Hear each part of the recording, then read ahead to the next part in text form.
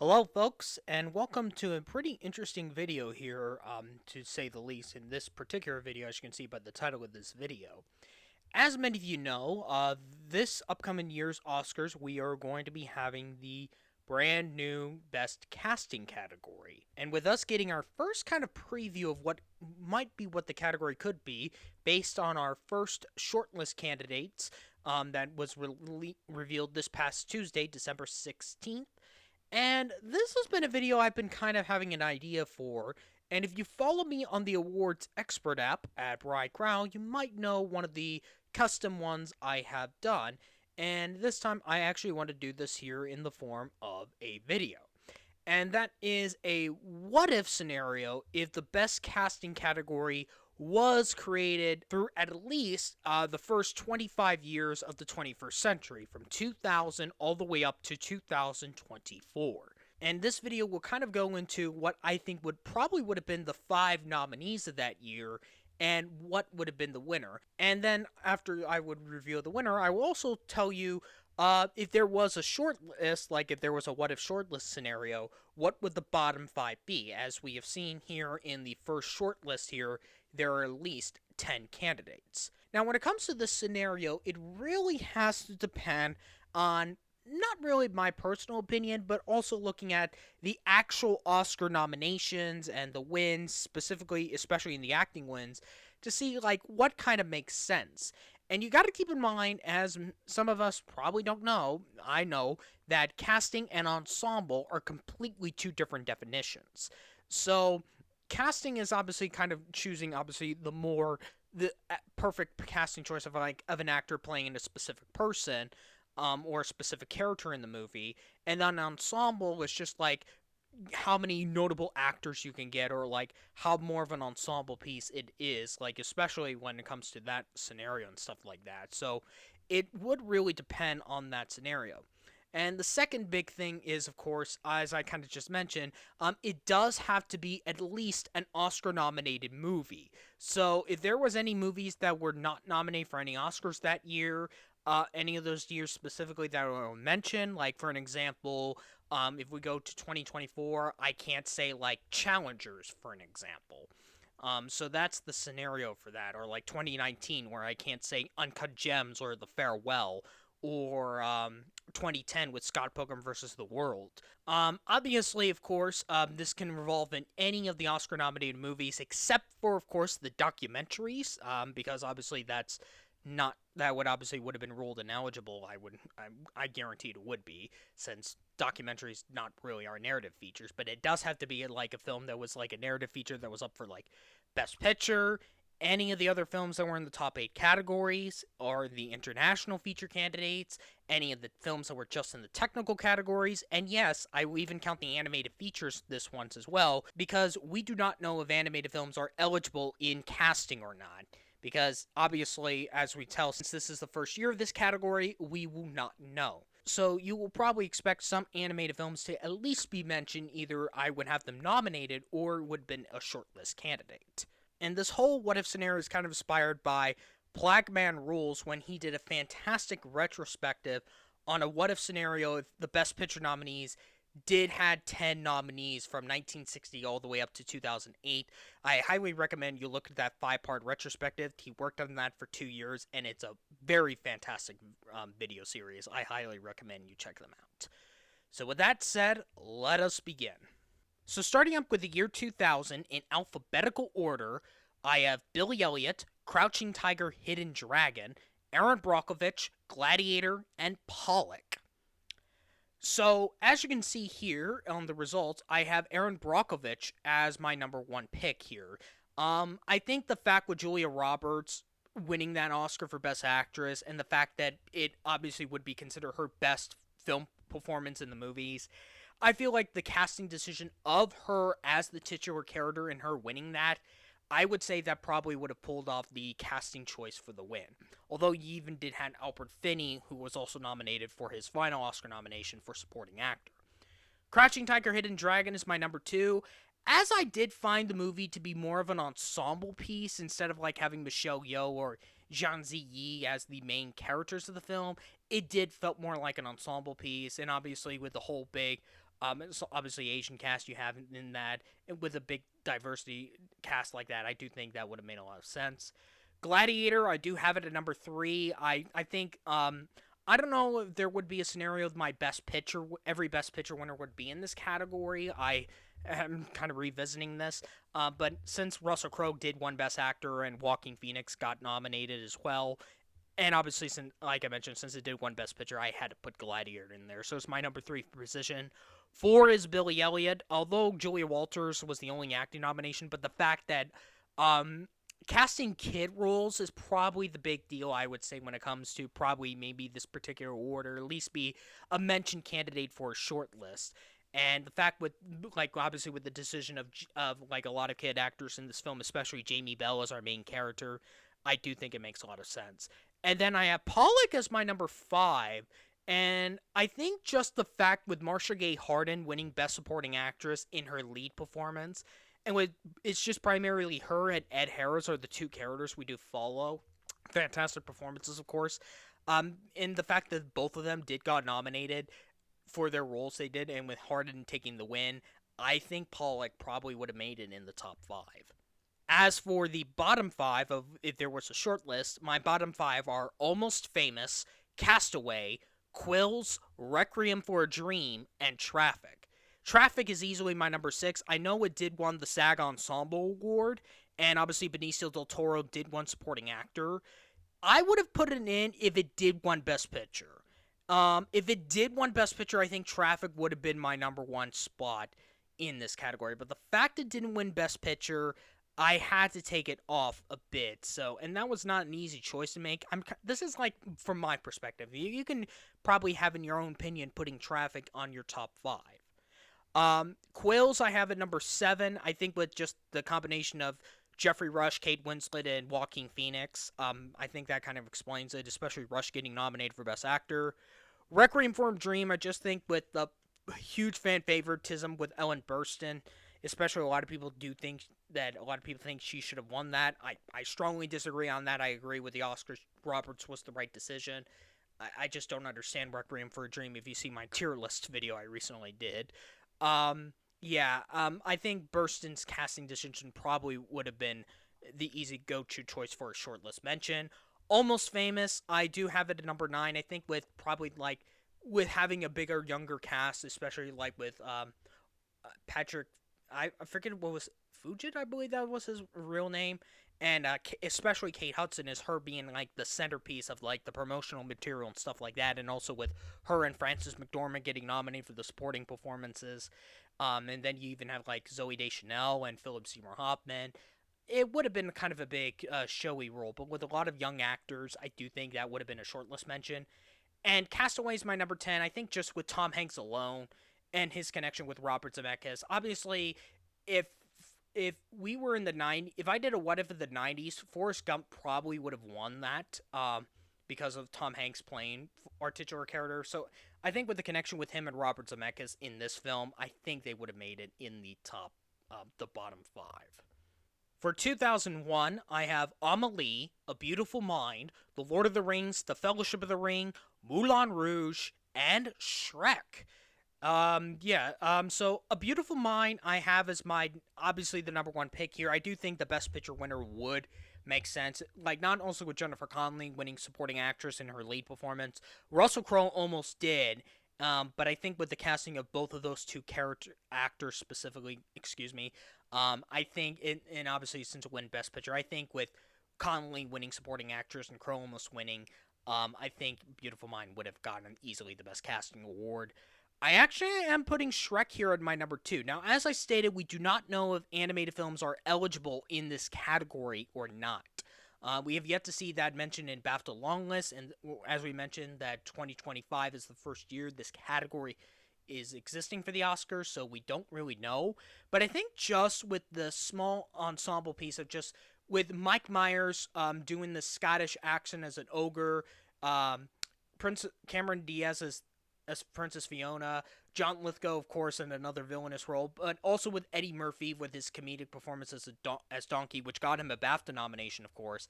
I think it's just the casting of Mike Myers as the titular character and doing a unique performance, or, well, The thing was, it was originally Chris Farley was supposed to play Shrek, but he obviously tragically died from an overdose, I believe, if I'm correct. And so Myers, of course, came in, and obviously there was a lot of things until he did that Scottish accent. But I think just the casting of Myers, and Eddie Murphy, I believe, would have gotten Shrek in. Amelie, I think, with the casting of Audrey Tautou, the main character, even though she did not get in for Best Actress, I think there would have been some sort of representation for the film outside of original screenplay that would have been a top nomination in the technical categories. Lord of the Rings, Fellowship of the Ring, that kind of makes sense, even though it's a big ensemble thing, but I think just you kind of get the idea. And Moulin Rouge, just the connection with Nicole Kidman and Ewan McGregor, I think with the casting as the main leads, and Kidman getting that Best Actress nomination, I think would have gotten her in. My bottom five candidates, if there was a short list, are Bridget Jones's Diary, Harry Potter and the Sorcerer's Stone, Memento, Mulholland Drive, and Training Day.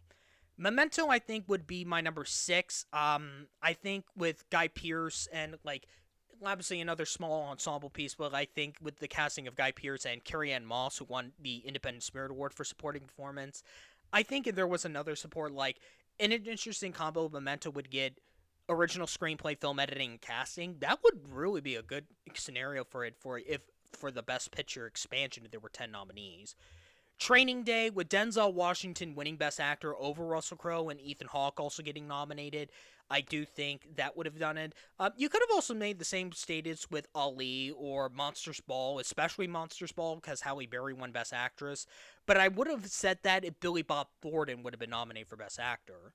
Mulholland Drive, I think just the connection with Naomi Watts and Laura Harring, I think just the combination of the duo probably would have done it, especially if this was the breakthrough role for Naomi Watts.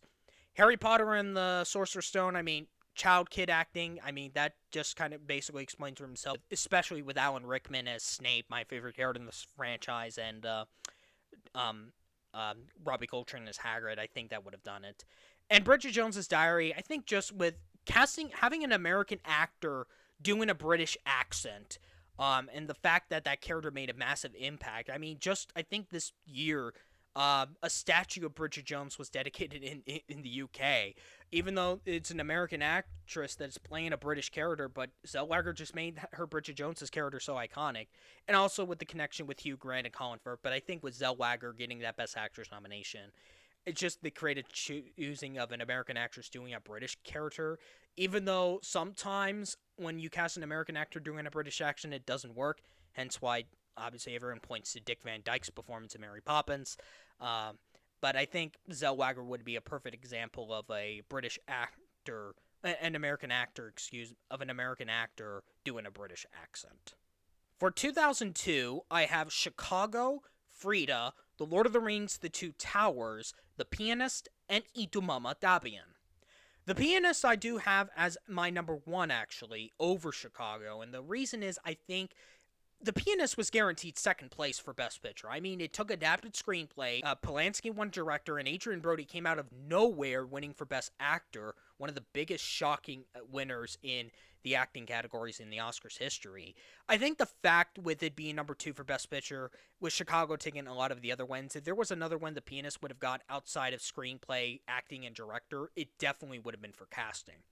The Two Towers, I think the reason I put it a bit higher was because of Andy Serkis as Gollum and Miranda Otto as Princess Elwyn, I believe how you pronounce it. I forgot how she is pronounced, but just specifically with the casting of those two actors, doing two of the best characters of the franchise, of this trilogy to be precise, I think would have gotten solidified the Two Towers getting in, especially since it didn't get in for adapted screenplay or directing. Chicago, our picture winner, so and Catherine Zeta-Jones winning supporting actress, that kind of makes sense. Ito Mamatabian, I put in here, it's just the fact that you just have three actors, with Gal Garcia Bernal, Diego Luna, and Mario Boverdue. I think just the three of them alone would have just gotten the film in for the casting. And then Frida, I think just because of Selma Hayek as Frida, even though we know a bit of the controversy behind the scenes with her and Harvey Weinstein, I think it would have gotten in there. If there was a short list, my bottom five that would have been in the short list would be About a Boy, About Schmidt, Far From Heaven, Road to Perdition, and Talk to Her. About Schmidt, I think just the casting decision of Jack Nicholson, I think that kind of basically explains it. And he almost kind of did one Best Actor with almost between him and Daniel Day-Lewis. Road to Perdition, I think just not also with Paul Newman getting the supporting actor nomination, but with the child actor, of course, I think that would have made sense. Far From Heaven, I think with Julianne Moore, obviously having a decent year, of course, with her playing in two different roles with her in The Hours. I could have done The Hours here as well with because of Kidman's casting as Virginia Woolf. I believe that's what it was, but I did not put The Hours in there. That could be based on my opinion. I'm guessing it's just probably the other characters, but I think with her and like Dennis Quaid playing this secretly gay man, and then Dennis Haysbert as this kind young African American worker, even though this is during a setting during the Civil Rights era. I think just with the casting, those three would have done it.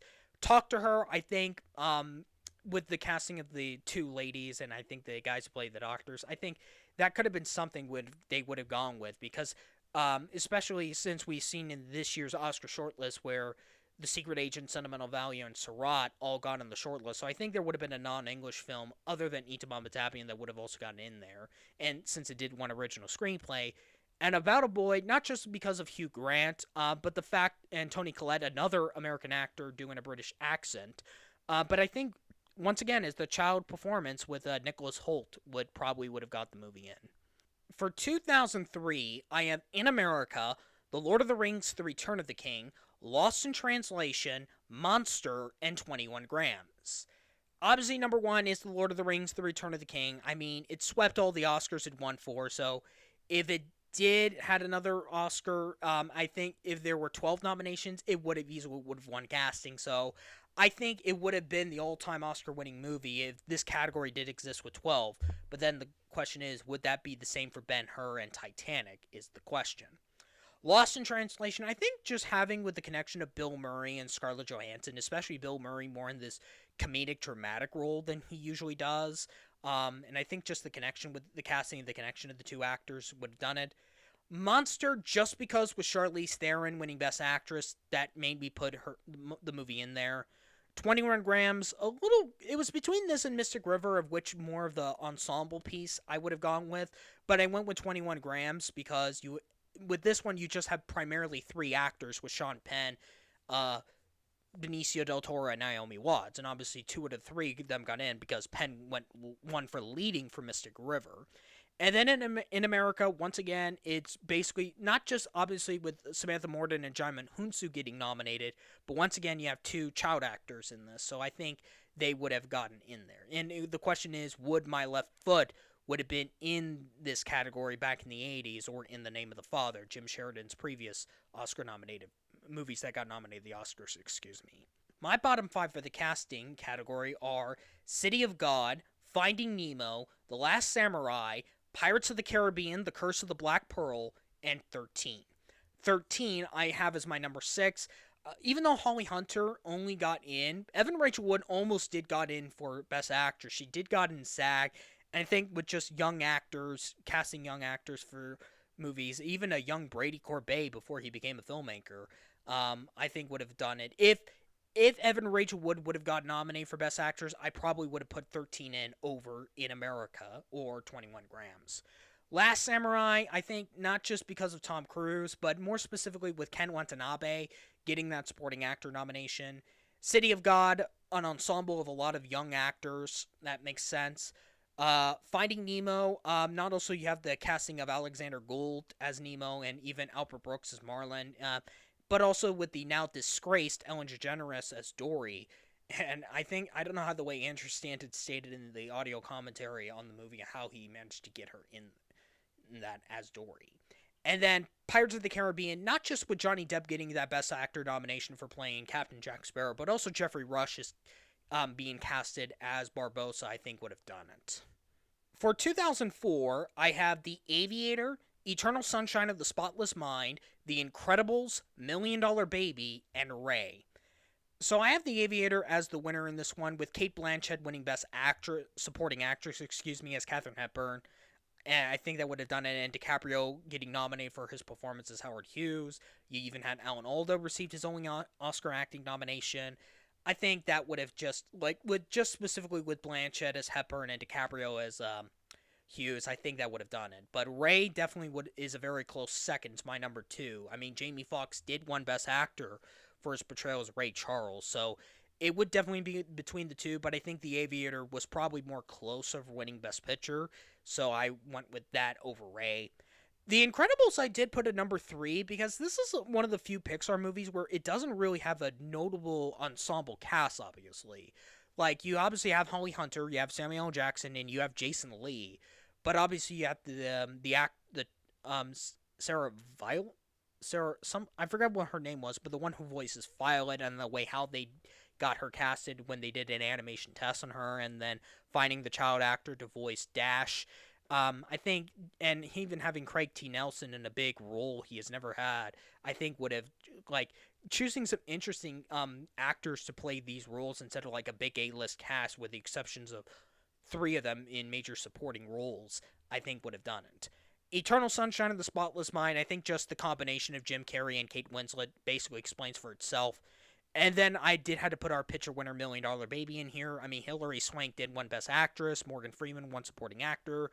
Eastwood was nominated for Best Actor, but of course he would win Directing and Picture. So I think with all three of them getting in, I think that would have gotten the film in at least by a hair.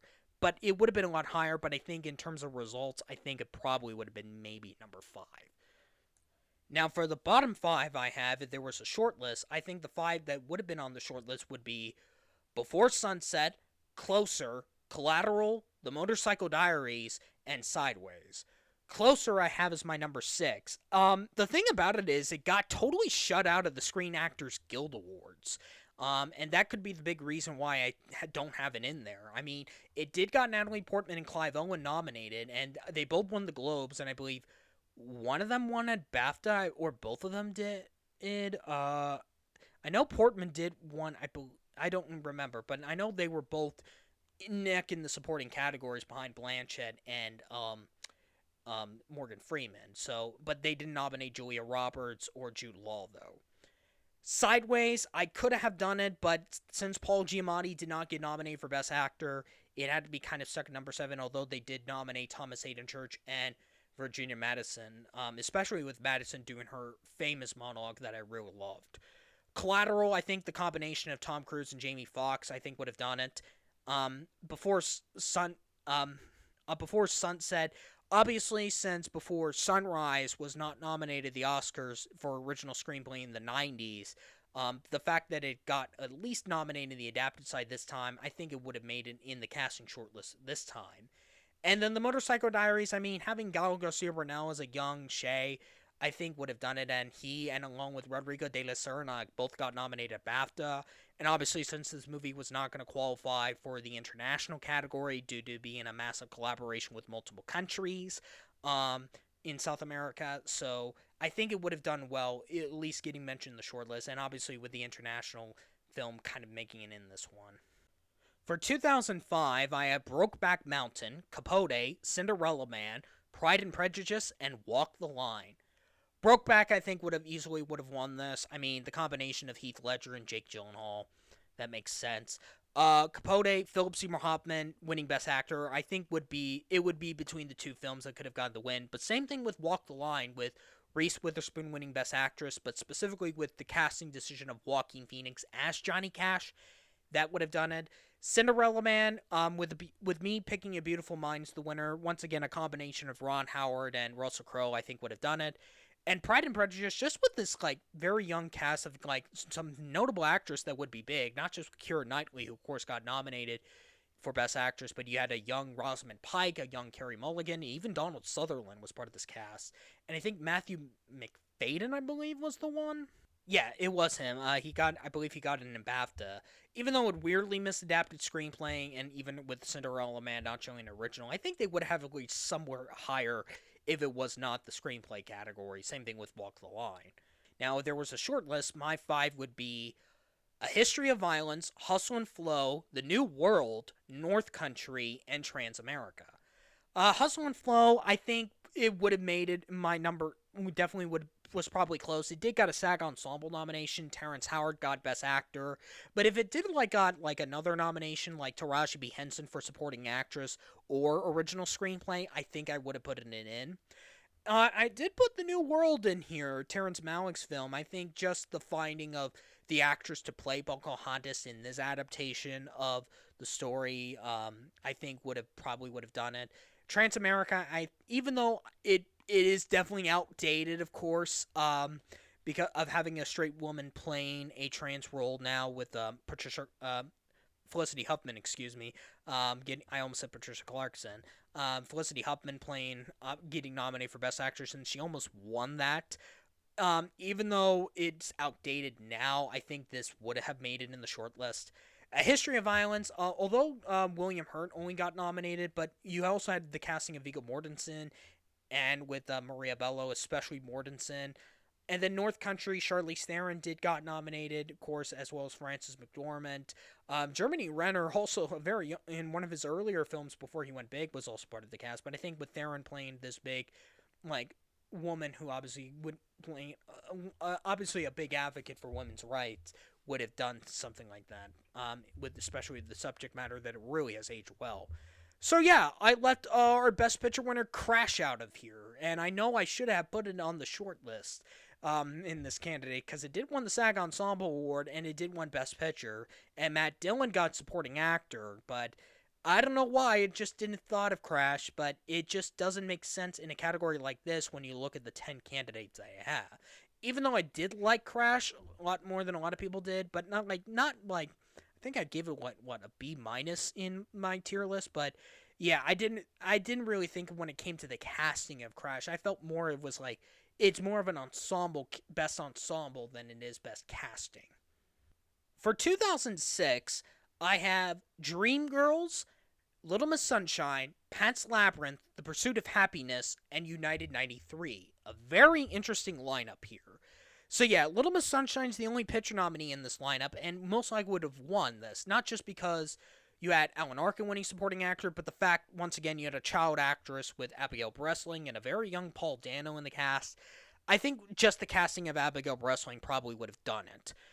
Same thing with The Pursuit of Happiness, which is my number two. I mean, just having both Will and Jaden Smith starring in a movie together as a father and son, playing a real life father and son, I think that would have done it. Dreamgirls, I believe, was our SAG Ensemble winner, and obviously the fact with Jennifer Hudson winning Supporting Actress. Eddie Murphy almost won Supporting Actor, and I think you just also have like Jamie Foxx, Beyonce, and Anika Noni Rose. I think the ensemble would have done it. So it would have still led the nominations with 9 and still not receive a directing and picture nomination. Pan's Labyrinth, I think, just once again is a child performance with Ivana Bokoro, the main character. And you can also say even the actor who played the villain, and Doug Jones, once again, in this unique makeup transformation. He does, but that's more in the makeup category, but playing, obviously, a character that has to go through prosthetics. And then United 93, I definitely think would have made it in because this is a movie where it's not really an ensemble that has a big A-list cast. Like, it does cast a lot of actors who experience witnessing the attacks on 9/11, and they didn't really did a big all-star cast in this one. The only big notable actor that is in the cast is Broadway actor Cheyenne Jackson, and who starred in like All Shook Up, the musical of Xanadu, Vinian's Rainbow, and starred in the Disney Channel Descendants series. He was played one of the main heroes of the plane in United 93 to make the vote, so to try to take the plane back. And I think with the casting decision of bringing all these unknown actors that have played many like small roles and give them like a big movie for them to do, even though it's a very serious subject matter and a real one that really hits to them hard. But they all managed to do that well, and the casting really probably, not doing a big A-list casting was probably the right move. As for my bottom five, the five I have in the bottom candidates that would have been shortlisted are Babel, Borat, Culture Learnings for America's Benefits Glorious Nation of Kazakhstan, The Devil Wears Prada, The Lives of Others, and The Queen. The Queen is easily my number 6. I mean, Helen Mirren did win Best Actress, so I think that kind of would have done it. Borat probably would have been close. I mean, just bringing the television character into the big screen. like, I don't know if that would be, but it would just be a silly candidate in the shortlist. Babel, obviously another kind of an ensemble piece. Like, you do have big ones with Brad Pitt and Kate Blanchett, but the fact that Adriana Barraza and Rinko Kikuchi both got nominated for their roles, and you had two child actors as well, that kind of explains it. The Lives of Others, like Pan's Labyrinth, kind of having an interesting cast of an international feature candidate, and the fact that it did one international feature over Pan's Labyrinth, I think this would have been another hint when the movie was going to win if this category did exist. And The Devil Wears Prada, I think just the casting of Streep as obviously our other main character other than Anne Hathaway, I think just Streep's casting probably would have done it. For 2007, I have I'm Not There, Juno, Michael Clayton, No Country for Old Men, and There Will Be Blood. There Will Be Blood is definitely taking the number one. I think it would have won just because of Daniel Day-Lewis, I think, and even Paul Dano, but specifically with Day-Lewis's performance. I mean, he won Best Actor, I think, just with the casting of him as the main character, I think would have sealed the deal. Juno, I think, would have made it, was probably very close. I would say this would have been like number two. I mean, you have a young cast with two young actors with then Ellen Page, now Elliot Page and Michael Cera. But you also had like Allison Janney, J.K. Simmons, Jennifer Gardner, and Jason Bateman, an interesting ensemble cast. But I think with just the young casting with then Ellen Page and Michael Cera would have done it. Michael Clayton, not also obviously just because of George Clooney, but the fact Tilda Swinton won Best Supporting Actress, I think would have done it. No Country for Old Men, another kind of an ensemble piece movie, and Javier Bardem did one supporting actor. It would definitely probably would have been between the two, but since Bardem was like if it did have like other nominations like for Tommy Lee Jones for supporting actor for the same film, or Josh Brolin, or I forget the actress who was nominated, I believe it this Kelly MacDonald. If they were nominated, I think I would have put this at number one. And then I'm Not There, just with a variety of actors play different interpretations of Bob Dylan, of the different times, especially with Kate Blanchett, obviously, who obviously got nominated for supporting actress, and you even had a young child actor, young African American playing as a child version of Dylan. I think would have done it.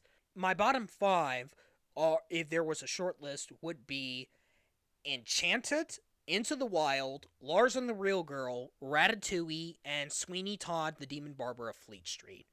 Sweeney Todd, I think just the casting of Johnny Depp as the main character kind of does it. I would have put this in if Helena Bonham Carter was nominated, but she wasn't.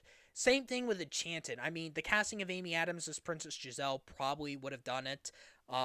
Even though if she was nominated for Best Actress, I think I would have gone with it. Same thing with Lars and the Real Girl with Ryan Gosling, who was nominated the previous year for Half Nelson. It did get an original screenplay nomination, but I think with just him, I think would have done it. Into the Wild, with the unique casting decision, especially with Amelia Hirsch, um, kind of fitting in the real world of the I forget who the real person's name was again in the Into the Wild, but I think the casting of him as the main character would have done it. And Ratatouille, just because I think with Brad Bird's decision of casting, like I don't know if he was the casting director, but the decision of having Patton Oswalt, a stand-up comedian, playing chef who wants to cook, and it's like he's not being more of a funny character, he's playing more of a serious role. That's more of Oswalt's performance, but just the casting decision of that of a stand-up comedian doing a role like that, and also, like, this is another Pixar film where it doesn't really have a big A-list cast. Like, you even had, like, even one of the artists at Pixar, Lou Romano, voicing Linguini, and then maybe other ones, and obviously Peter O'Toole in one of his final roles doing the critic role. I think just the casting of Oswald as Remy would have done it for a shortlist mention. For 2008, I have The Dark Knight, Doubt, Milk, Slumdog Millionaire, and Tropic Thunder. Slumdog, I think, would have easily have taken that win. I mean, he obviously did win the SAG Ensemble, but a lot of child actors, some child actors, and a lot of big unknown actors. And obviously, this was the role that got Dev Patel in the spotlight, so I think that kind of explains it for the continuation for it to win. Doubt, I think, with getting all four of its actors nominated, I think that explains it. Dark Knight, Heath Ledger as the Joker, that also explains it. Milk, Sean Penn, obviously winning Best Actor as Harvey Milk, also explains. And then I went with Tropic Thunder here. I think just the unique casting decisions of some of the roles that it was chosen. Like, obviously, Robert Downey Jr. got nominated for supporting actor for his performance. You also had, like, Jack Black. Even Tom Cruise in this insane role he did. That is that's more in the makeup department, but I think just the unique casting decisions of where how these actors were going to be portrayed in this movie, I think would have done it. If there was a short list, my bottom five would be Happy Go Lucky, In Bruges, Iron Man, Revolutionary Road, and The Wrestler. Iron Man probably would have been very close, I think, with Robert Downey Jr. as Tony Stark. That kind of explains it. The Wrestler, if Mickey Rourke did win Best Actor, I would have put The Wrestler in there. Revolutionary Road, bringing back the Titanic duo of Kate Winslet and DiCaprio together. I know The Reader makes a lot more sense because this was Weinstein's dominance at the time, but I don't know. I just feel like The Reader might, and obviously The Reader does have some young actors in the film, but I don't know how much of the casting branch would feel about that. But I think they would have been more. If how many of them were Titanic fans, that would be the question mark. In Bruges, I mean, the combination of Colin Farrell and Brendan Gleeson kind of explains it. And then Happy Go Lucky, I think with just Sally Hawkins alone would have done it. If she did got in for Best Actress, I think it would have been a little bit higher in my shortlist mention, or even been in the top five. But since she didn't make it, I had to leave, kind of stuck in the 10th position. Wrapping up the 2000s with 2009, I have The Blind Side, Crazy Heart, and Education, Precious, based on the novel Pushed by Sapphire, and Up. I think just with the casting of Finding Gabourey Sidibe and also Monique, with her winning supporting actress, I think just Sidibe and Monique's casting probably would have done it. Up, not also you had the casting of Ed Asner as Carl Fregnerson, but also once again a child performance casting with Jordan Nagai as Russell. That also kind of does it. In Education, a very young Carey Mulligan. I believe also Rosamund Pike was also in this. I think with Mulligan getting her big breakthrough role.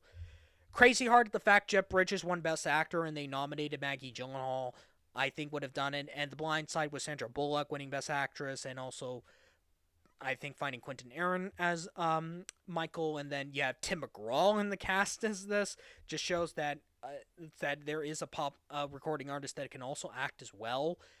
But I think with Sandra Bullock as Leanne Tui and just her winning Best Actress would have made it in the top five. So The Blind Side would have gotten another nomination outside of Actress and Best Picture. If there was a short list, my bottom five would be Inglorious Bastards, Julie and Julia, A Serious Man, A Single Man, and Up in the Air.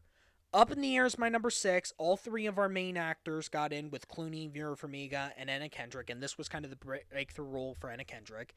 A Serious Man, just with the casting of Michael Stuhlbarg, I think would have done it. So, even though if Stuhlbarg was nominated for Best Actor, I think I would have put it in probably over in Education. Because I think just it would have been another nomination for the film outside of screenplay and picture. A Single Man, I think, just with Colin Firth, with I think him as the main character would have done it.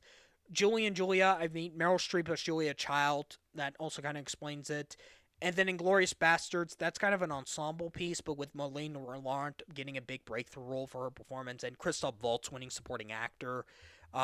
It should have been higher, but since you are like it's more of an ensemble piece, it kind of obviously kind of left it out a little bit in my top five. On to the 2010s now, and this one was kind of an interesting one. I ended up going with was Black Swan, The Kids Are Alright, The King's Speech, Winter's Bone, and True Grit. I think with Portman winning Best Actress probably would have done the movie, I think, to win this category, I would say. But you could have said The King's Speech as well, because Colin Firth did win Best Actor. I would have said that if either Helena Bonham Carter or Jeffrey Rush would have won that. And I think that casting would make more sense at BAFTA than it does at the Oscars. True Grit, I mean, the discovery of Haley Steinfeld, I think, would have done that. Winter's Bone, the breakthrough role for Jennifer Lawrence, and The Kids Are Alright. Not just you had like Annette Bening, Mark Ruffalo, and Julianne Moore, but also the two young actors as well, I think would have done it. So yeah, I did left one big one out of the list, but the bottom five I have are Animal Kingdom, Blue Valentine, 127 Hours, Rabbit Hole, and yes, The Social Network. I don't have The Social Network in here. Yes, even though you had Jesse Eisenberg as Mark Zuckerberg, but I think it's the fact that we did not get a supporting performance nomination from either Andrew Garfield or now the creep Armie Hammer or Justin Timberlake. I think that's the reason why. 127 Hours was pretty close with James Franco, obviously just playing Aaron Ralston, and he hosted that year's ceremony. But I just had that out by a margin. Blue Valentine, I think the connection between Michelle Williams and Ryan Gosling. Animal Kingdom is just that unique Australian ensemble, and with Jackie Weaver getting that supporting actress nomination. And Rabbit Hole, I think, with the connection of Nicole Kidman and Aaron Eckhart and a young Miles Teller in the cast, I think would have done it. For 2011, I have The Artist, Bridesmaids, The Help, Hugo, and A Separation. So The Help I chose as the winner in this one, even though yes, Viola Davis and Bryce Dallas Howard both regret doing this movie now, but with it winning ensemble at SAG and Octavia Spencer winning supporting actress and Davis almost winning best actress, and also with Jessica Chastain also getting nominated, I think that would have pulled off the win. Even though The Artist is definitely in close second, with Jean Dujardin winning Best Actor, and yet Bernice Bejo also in the cast as well, who is Hazan Avicii's wife. I think that could have probably thrown some voters off a bit. Hugo, once again, child performance with Asa Butterfield and Chloe Grace Moretz. That explains it. A Separation, I think, would have done this one. I mean, I think that original screenplay nomination kind of made me want to go with it. And then Bridesmaids, yeah. If Melissa McCarthy was not nominated, I would have said no on this. But the fact she did got in, and because of this ensemble, I would say it would be the more ensemble thing. I think it would have done it. So the films I did left out of the list were The Descendants, The Iron Lady, My Week with Marilyn, Rango, and Tinker Tailor Soldier Spy. Descendants is my number six, I think, not because of the casting of George Clooney as the lead, but also with the breakthrough role for Shailene Woodley, I would say. If Clooney would have won Best Actor, I would have put The Descendants in. Rango, I think Johnny Depp as the titular character kind of does it. Tinker Tailor Soldier Spy, Gary Oldman got his first Oscar nomination for acting. Uh, Tinker Tailor Soldier Spy, Gary Oldman got his first Oscar nomination. My Week with Marilyn, Michelle Williams as Marilyn Monroe, that's just perfect casting. And The Iron Lady, I could have said that since Meryl Streep did win Best Actress, but obviously the critics were very mixed with the movie. If Jim Broadbent would have been nominated for supporting actor, I think he was nominated at BAFTA for that. I think I would have gone a lot with it more so. For 2012, I have Amour, Beast of the Southern Wild, Lincoln, Moonrise Kingdom, and Silver Linings Playbook. So, as you can see, I do have Beast of the Southern Wild, which was the only movie picture nominee that went home empty handed in real life, takes the win here for casting. I think just with the discovery of Convention A. Wallace, and you can even say Dwight Henry as well. If Wallace did not get that Best Actress nomination, I probably would not have it winning. But the fact that she got that nomination, I think Beast of the Southern Wild easily would have taken this win. Moonrise Kingdom is definitely in close second. I mean, you have more child performances in this one, and even a lot more in its ensemble. But you also have the unique casting decision, especially with Bruce Willis in a role like this. Silver Linings Playbook, obviously the first movie in I think since when was it? One was I forgot what was the last movie to receive all four acting nominations, and with Jennifer Lawrence winning Best Actress, I think would have done it. Amor, Emmanuel Riva got the nomination for Best Actress. She almost did won that. And also when you have Jean-Louis Strand and Isabelle Huppert as part of the cast, two other notable actors in the non-English film industry, international film industry, and the European market, I think all three of them would have been managed to get that in. And then Lincoln, just because of Daniel Day-Lewis winning as Abraham Lincoln, kind of also explains itself. My bottom five is pretty interesting. I ended up saying was Brave, The Impossible, Life of Pi, Marvel's The Avengers. Yes, I went through that way, and Wreck-It Ralph. I think Marvel's The Avengers is just finally putting all your favorite superheroes together in one. That just kind of explains it. Wreck-It Ralph, I think with the casting decision of John C. Reilly as this character, as our main character, would have done it. Life of Pi, with the young actor playing the main character, who obviously is going through the boat. I forgot the actor's name. Probably would have done it. The Impossible, yes, Naomi Watts got nominated, but the fact you also had three child actors, including a young Tom Holland, would have done it. And I did put Brave in since it did one animated feature, and I think just with Kelly MacDonald as Merida probably would have done it. For 2013, I have Captain Phillips, Gravity, Her, 12 Years a Slave, and The Wolf of Wall Street. So yeah, I ended up giving The Wolf of Wall Street the winner in this. I think it's just DiCaprio as Jordan Belfort probably does it. But 12 Years a Slave is definitely a close second, especially I would say with the discover introducing Lupita Nyong'o to the spotlight. Probably would have done it, especially since she did one supporting actress. The movie won Best Picture. You had Chiwetel Ejiofor nominated, as well as a lot of other actors like Sarah Paulson, Michael Fassbender, of course, got nominated. Benedict Cumberbatch, Paul Dano, and even Brad Pitt, who produced the film. But I don't know. I think just because I think with the insane choice of once again with DiCaprio working with Scorsese, but him doing a plain insane role would have done it. Her, I think, with Scarlett Johansson as I believe was Samantha, I believe the character's name, and with Joaquin Phoenix, and this was odd way. This was the movie that got Joaquin Phoenix and Rudy Mara together. Gravity, I think, with just Sandra Bullock alone, and you can even say George Clooney would have just done that. And then Captain Phillips, I mean, the discovery of Barkhad Opti just probably would have done it.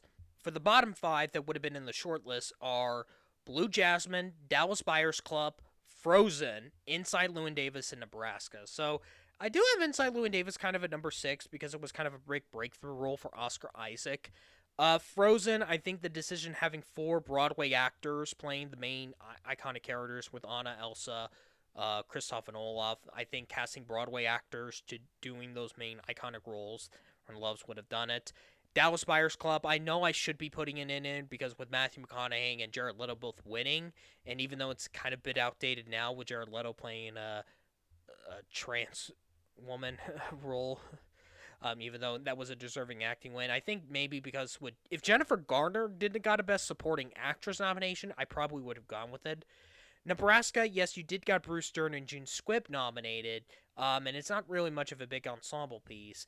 And then Blue Jasmine, Kate Blanchett did win Best Actress, and that almost was a very close one. But since it was not in for Best Picture, I had to leave it out in the what would be the what if shortlist scenario. For 2014, I have Birdman or The Unexpected Virtue of Ignorance, Boyhood, The Grand Budapest Hotel, Selma, and Whiplash. I think with Birdman being about a movie about acting, I think that would have gotten the win, legit. But Whiplash is definitely in close second because of J.K. Simmons as Terrence Fletcher, one of the most iconic movie characters of the 2010s. Probably with him winning supporting actor was definitely probably a close second. Grand Budapest Hotel, I mean, yes, you have like a lot of Wes Anderson's notable actors in the movie, but I think that would have done it, especially when you give Ray Fiennes an insane role. He has never done something like that, especially with a lot of foul language, even though he has done some crazy roles, of course, before, but nothing something like that for a Wes Anderson movie, and even also the discovery of Tony Revolori. Selma, I think, with the casting of David Oyelowo as Martin Luther King Jr., and then Boyhood with the discovery of Elmer Coltrane, of course, even though you had Linklater's daughter play Mason's sister, and then yet Patricia Arquette winning supporting actress and Ethan Hawke supporting actor, I think just with Elmer Coltrane's discovery probably would have done it. For my bottom five, if there was a short list, I have American Sniper, Foxcatcher, Gone Girl, Nightcrawler, and The Theory of Everything. Now, The Theory of Everything would have been a very close one, especially Eddie Redmayne did win Best Actor. If Felicity Jones did win Best Actress with Redmayne, I probably would have put this probably in place of either over Grand Budapest or I would say Selma. American Sniper, I think with Bradley Cooper as Chris Kyle, just kind of explains it. Same thing with Foxcatcher with Steve Carell as Jean Dupont, and even Mark Ruffalo got nominated. Nightcrawler, I think with just Jake Gyllenhaal's casting probably would have done it, even though that's more based on his performance. And then Gone Girl, you can even say the same thing with Rosamund Pike as well. For 2015, I have Carol, Ex Machina, The Martian, Room, and Spotlight. I have Room winning this because of the discovery of Jacob Tremblay. That just basically does it, other than Brie Larson winning Best Actress. I think was just the discovery of Jacob Tremblay probably doesn't. Ex Machina, I actually do think probably would have made it, especially since it got that inspired win for visual effects. I mean, it's just what Domhnall Gleeson, Oscar Isaac, and especially Alicia Vikander. I know the Danish Girl would have made the most sense since she did one for that, but I think with her the breakthrough role for Vikander she had that year, I think I don't know which one of the two movies, but I went with Ex Machina because I think it would have been more the inspired one. Carol, although oddly missed Best Picture, I still think it like getting both Blanchett and Mara in together. I think just the casting of the two of them together kind of does it. Spotlight or Best Picture winner, it would have made more sense for me as the winner in this one, since it only won picture and original screenplay. But remember, this is casting, not ensemble, and casting and ensemble are completely different definitions. I probably should have put Spotlight at number two, but this is I'm more focusing on the casting decisions, and that kind of why I say Ex Machina would be number two, just because of Vikander's casting as Ava, I believe, and The Martian. I mean, Matt Damon as Mark Watney kind of does it. If there was a short list, my bottom five would be The Big Short, Creed, The Hateful Eight, Star Wars: The Force Awakens, and Straight Outta Compton. So with Straight Outta Compton, just the fact of having O'Shea Jackson Jr. playing his father, I think that's just kind of fantastic casting of having Ice Cube's son doing that. I think that would have done it. But if the movie had like a Best Picture nomination, I would have done it. The Hateful Eight, obviously kind of another big Tarantino piece. I mean, Jennifer Jason Leigh got her Oscar nomination for her performance, and I think one of the only times Jackson does take the lead, other than Pulp Fiction, that he really does. Big Short, another kind of an ensemble piece, even though I could have also put that in there as well, since it wasn't competing with that with The Revenant, which I don't even have on this list.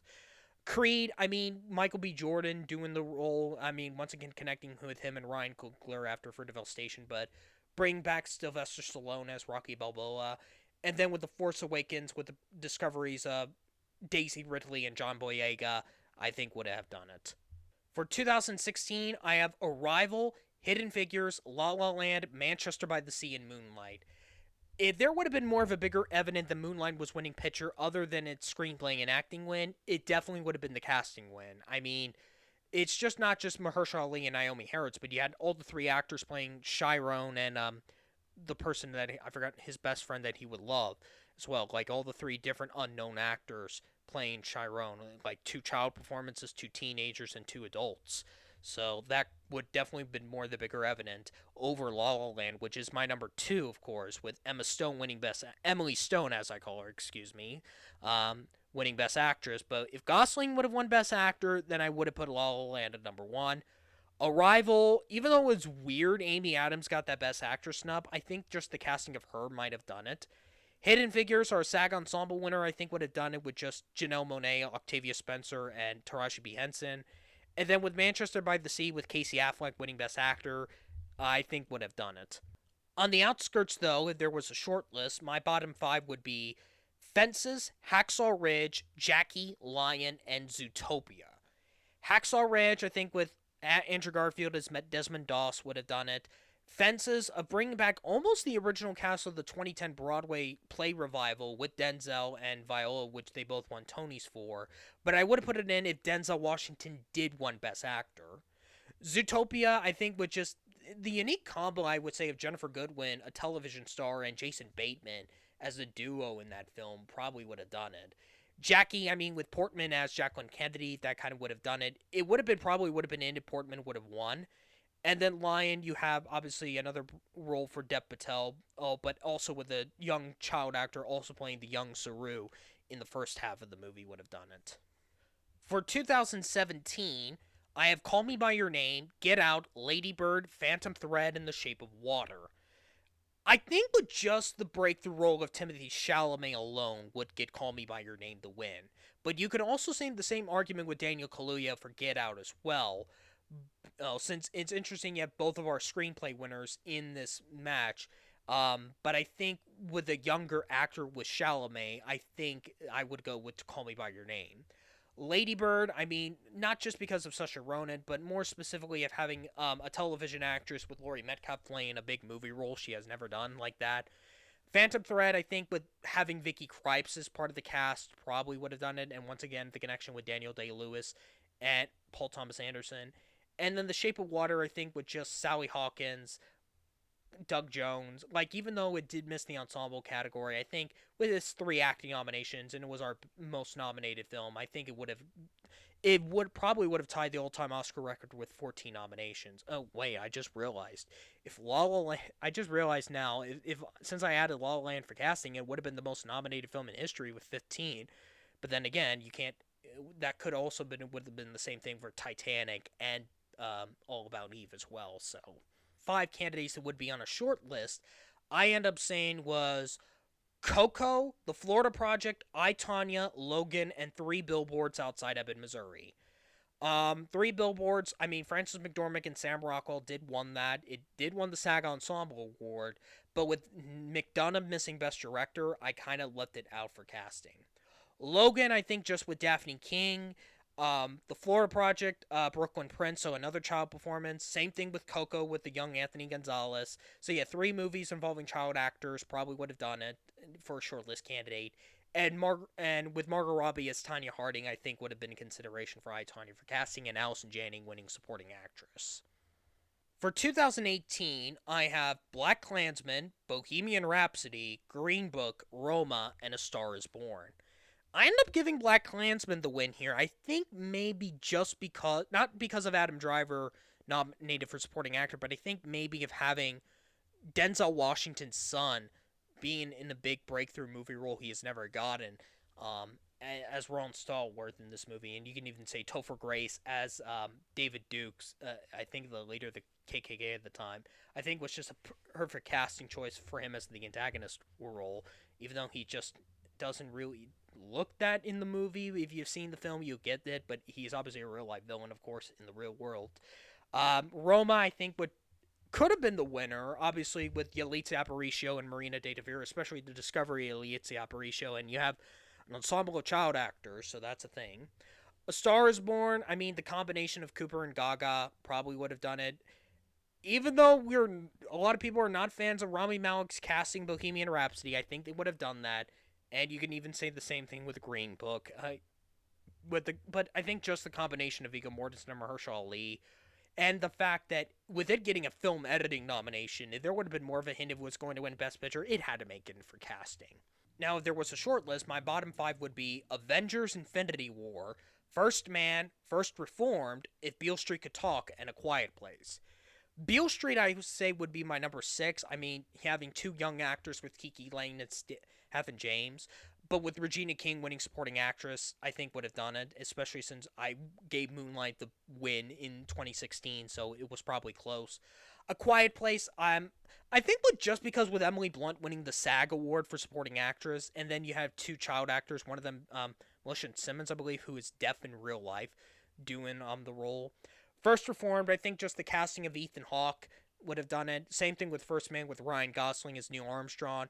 And then Avengers Infinity War, I think just not because you have like a lot of more of the characters altogether, but I think just Josh Brolin as Thanos alone probably would have done it. For 2019, I have The Irishman, Joker, Marriage Story, Once Upon a Time in Hollywood, and Parasite. So yeah, basically that means The Irishman would still become tied with The Color Purple, and The Turning Point would become the biggest Oscar loser with going 11-0. Yeesh, and I think that's also going to have the same thing happens with his next film. Of course, we'll get to when we get to the 2023. But yeah, that man, that's oh man, yeah. But Once Upon a Time in Hollywood, Joker, the other 3 kind of make sense. But Parasite, I think, would have easily have taken the win. Especially, it would have been more of a sense it was going to win Best Picture, just because it also won the SAG Ensemble Award. Joker, I think it did win the BAFTA, of course. The first winner at BAFTA for that. It's just because Joaquin Phoenix is Arthur Fleck. Once Upon a Time in Hollywood, just with DiCaprio and Brad Pitt. Irishman with Joe Pesci coming out of retirement, and then Marriage Story, not just with Driver and Johansson and Laura Dern winning Best Supporting Actress, but also you had a child actor in that. So, but I think with Parasite, the impact it had, I think would easily would have taken casting. As for the bottom 5, I ended up saying was Jojo Rabbit, Knives Out, Little Women, 1917, and The Two Popes. Little Women also kind of a close connection, of course, but I think it's kind of a little bit too much of an ensemble that kind of prevented, even though Ronan and Florence Pugh did got in, and Florence Pugh did had a breakthrough year in 2019 with not just this, but also with Midsommar and Fighting with My Family. Jojo Rabbit, I mean, child acting with Roman Griffin Davis. I forgot the actor who plays his friend Yorkie, and also Thomas McKenzie and Scarlett Johansson getting nominated, and having Taika Waititi, the director himself, playing as Hitler. The Two Popes, I think, just not just with Jonathan Pryce and Anthony Hopkins, but also you have obviously an ensemble of international actors, including the one who plays the young Jorge Mario Bergoglio, who of course would become Pope Francis. Knives Out, I think, with the breakthrough role for Ana de Armas, and then 1917 just with two combination of two big breakthrough roles for George McKay and Dean Charles Chapman, I think would have done it. And now we're wrapping this up with the last 5 years of this decade so far, the first half, as we are about to start in the second half of this decade with the casting category. So, for the last 5 years, if the what if casting category was created, so for 2020, I end up saying was The Father, Minari, Nomadland, Promising Young Woman, and Soul.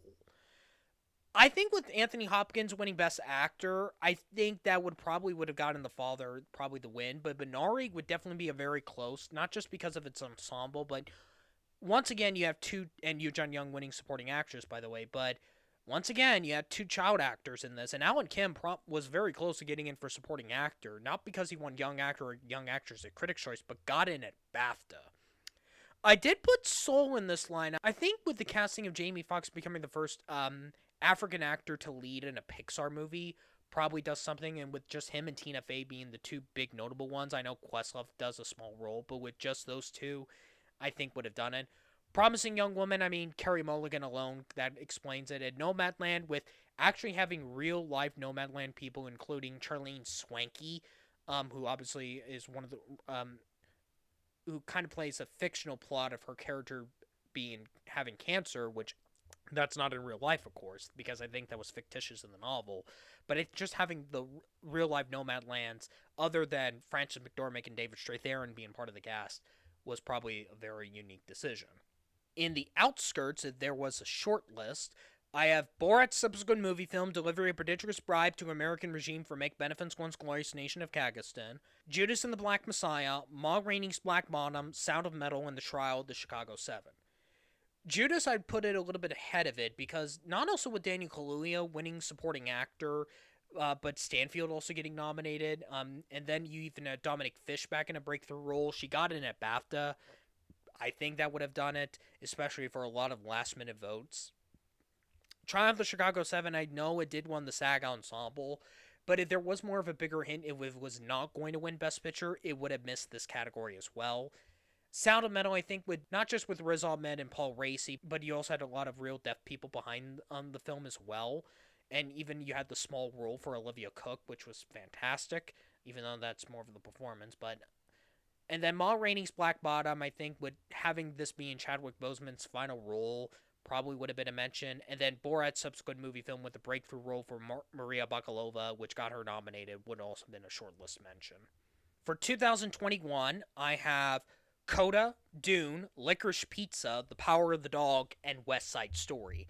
Coda, I think, would have easily would have gotten this win. I mean, it won the SAG Ensemble and won all three of its Oscars it was up for. So I think with it having a primarily deaf cast, with specifically the main three, other than Emilia Jones, would have done it. Especially Troy Kotsur would win Supporting Actor. Dune, I think it's interesting. Like it did got a BAFTA, I believe. I think with like maybe like with Chalamet and Rebecca Ferguson and some unique other actors in this ensemble would have done it, especially since it did got double digit nominations, even though in Miss Director, so it would be still very, very odd. The Power of the Dog, all four of the actors managed to get in, and it obviously led the nominations, of course.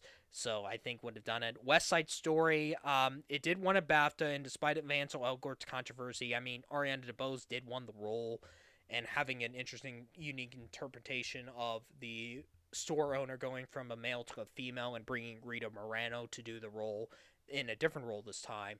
It's interesting. And then Licorice Pizza with both the breakthrough roles for Cooper Hoffman and the son of Philip Seymour Hoffman and Alana Haim of the girl group Haim in the roles, I think would have done it. If there was a short list, my bottom five would be Belfast, Drive My Car, Spencer, Spider-Man, No Way Home, and Tick Tick Boom. Spencer, I'm going to put it at number 6 just because of Kristen Stewart as Princess Diana. I would have put Spencer in the lineup if Stewart would have won Best Actress.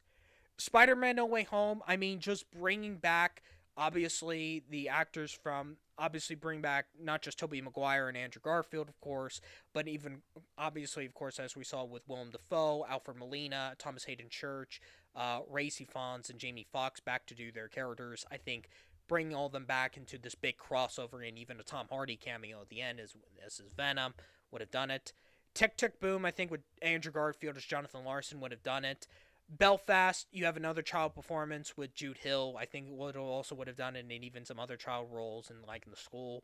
And then Drive My Car, I think, with just an interesting, diverse Asian cast of some different actors from some other countries, as we see in the film, and using a little bit different languages, especially like from different cultures, like from Korea or Singapore, Japan, or Hong Kong or something like. I forget how it was, but a unique, interesting cast.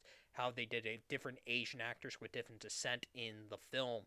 I think would have done it. Hit for a shortlist mention. For 2022, I have After Sun, The Banshees of Inisherin, Everything Everywhere All at Once, The Fablemans, and Tar. I think Everything Everywhere All at Once. I mean, it won 3 out of the 4 acting wins. It's just the only win it didn't get was 70 Shoes, other one for supporting actress. And I think with not also the comeback for Ki Hoo Kwan, but just with the breakthrough role of Stephanie Shu, probably would have also done it. Banshees, once again, you brought a reconnection with Colin Farrell and Brendan Gleeson at another Martin McDonough role and a breakthrough role for Carrie Condon. After Sun, discovering Frankie Corio and a breakthrough role for Paul Mescal would have done it. Tar, I mean, Kate Blanchett as Lydia Tar would have done it. And the Fablemans, also some more younger actors like Gabriel LaBelle, of course, I think would have done it. In the outskirts, if there was a short list, I have Babylon, The Batman, Elvis, The Whale, and Women Talking. Women Talking was very close of getting in the list, but it did not receive a single acting nomination, so I kind of had to let it out, even though there are some young girls in this movie. And then you have Ben Whishaw as kind of like the sole male actor in the cast. But since it didn't receive any acting nominations, I had to leave it out. Elvis, Austin Butler as Elvis Presley. It did win a BAFTA, but obviously with him losing the Oscar for Best Actor, I did not put him in there. And I know I should have put in The Whale since Brendan Fraser did win Best Actor, and Hong Chow was nominated. But like you also had like Sadie Sink as part of the cast, Samantha Morton, and Tyler Timskins. I think it would be too confusing, more of an ensemble for me, more so than the casting decisions. The Batman, I think, just not just Robert Pattinson as the Cape Crusader, but also Colin Farrell as the Penguin, even though that's more the makeup. But Paul Dano as the Riddler, yeah, you know how insane he does when Dano does movie roles, and I think they choose the right actor to do a unique interpretation of the Riddler. And then Babylon, I think, with the breakthrough role for Diego Cavalla, would have done it. For 2023, I have Anatomy of a Fall, The Holdovers, Oppenheimer, Past Lives, and Poor Things. Yeah, Oppenheimer, I think, would have taken this one. I mean, it won the SAG Ensemble Award, and with Cillian Murphy winning Best Actor and Robert Downey Jr. winning Supporting Actor, I think with just Cillian Murphy as Robert J. Oppenheimer would have done it. Poor Things definitely would be a very close second. I mean, Emily Stone as Bella Baxter, that's just perfect. Anatomy of a Fall, The Discovery of Milo McCarter Gardner, another child performance. Past Lives, this just unique ensemble of 3 actors plus 2 child actors in the first act of the movie. Really well done. The Holdovers, which won a BAFTA, The Discovery of Dominic Sessa and Devine Joy Randolph winning supporting actress, and Paul Giamatti working again with Alexander Payne. So yeah, I thought I did have Killers of the Flower Moon in this list, but that probably would have been more of a hint. I think with Lily Gladstone not winning Best Actress, I think that's the reason I took Killers out. Zone of Interest, you have a couple of child actors in that film as part of the main family that led by the parents were Christian Fordell and Sandra Hüller. If Hüller would have got nominated for supporting actress, I might have also would have considered Zone of Interest. So yeah, I did let Barbie out of the list with Margot Robbie as the titular character and Ryan Gosling as Ken. But I think there was a joke from the narrator in the movie of never casting Margot Robbie as Barbie again or something like that. American Fiction, I mean, getting Jeffrey Wright a big leading role, which ended up getting his first Oscar nomination in leading, would have done it. But and you also had Leslie Uggams playing a woman with dementia. You had Tracy Ellis Ross and Sterling K. Brown in notable and television roles. more so in Sterling K. Brown doing a big movie role. And then Society of the Snow, which is an ensemble piece of a lot of unknown actors in American territory, of course, but just that cast alone, kind of similar to United 93 of unknown actors for North American territory, specifically U.S. English territory levels, compared to like unless if you are familiar in the Spanish film cultures, you probably know a lot of these actors. But I think kind of the similar veins of United 93, I think Society of the Snow would have been mentioned on the short list. And finally, for 2024, I have Anora, The Brutalist, Conclave, Amelia Perez, and The Substance. Yeah, so Sean Baker probably would have won the most Oscars in one night, and all for the same production for 5 Oscars, because he was the casting director of Anora with, I believe, Samantha Cuoco, the producer of the film. So if this was the first year they would have done the casting award, that would have not been a good start to giving a director the casting award. But with Mikey Madison winning Best Actress and the breakthrough role for Mark Eidelstein, and then Yura Borisov as well, and Karen Kogon, who has been a little bit in some of Sean Baker's other films, I think would have done it. Conclave did win the Best Ensemble award, so I kind of had to put that in there. The Substance with Demi Moore, I think that would have done it. Despite of the controversy, Amelia Perez probably would have become the most nominated film in Oscars history if this category was introduced last year with 14 nominations. I think just because of Carlos Sevilla Gascon's casting more so than Zoe Saldana's casting. And The Brutalist, I mean, with Adrian Brody win Best Actor, I think that also would have done it. On the outskirts, though, and for the short list that could have been mentioned, I have The Apprentice, Nickel Boys, Nosferatu, Sing Sing, and The Wild Robot. Nickel Boys, obviously, hey, have the 2 young actors with Ethan Harris and Bradley Young. I would have put it in if Anjanou Ellis Taylor would have been nominated for supporting actress. Nosferatu, Bill Skarsgård as Count Orlok. That just basically explains itself. Sing Sing having 95% of the real life inmates of the Sing Sing, former inmates of the Sing Sing prison, all being part of the cast, including Clarence Macklin as himself, with the exceptions of Coleman Domingo and Paul Raci as the acting instructor. That would have been in if it did got that SAG Ensemble nomination. But since Macklin didn't get supporting actor or the film getting in for Best Picture, it'd be out. The Wild Robot, I think, just with Lupita Nyong'o in a role like that as the main character robot, I forgot what her name was, I think would have done it. And The Apprentice, I think, with just Sebastian Stan as Donald Trump, probably would have gotten a shortlist mention, kind of like the makeup and hairstyling category. You can even say Germany Strong as Roy Cohen. So that's kind of it, and we're now back here where we're at in the Oscar shortlist as Frankenstein, Hamnet, Marty Supreme, One Battle After Another, The Secret Agent, Sentimental Value, Sinner, Seurat, Weapons, and Wicked for Good. 5 of those 10 films will become the first films to be nominated in the casting category. Thank you guys for watching, and let's see what my predictions will be for this year's first year in Best Casting.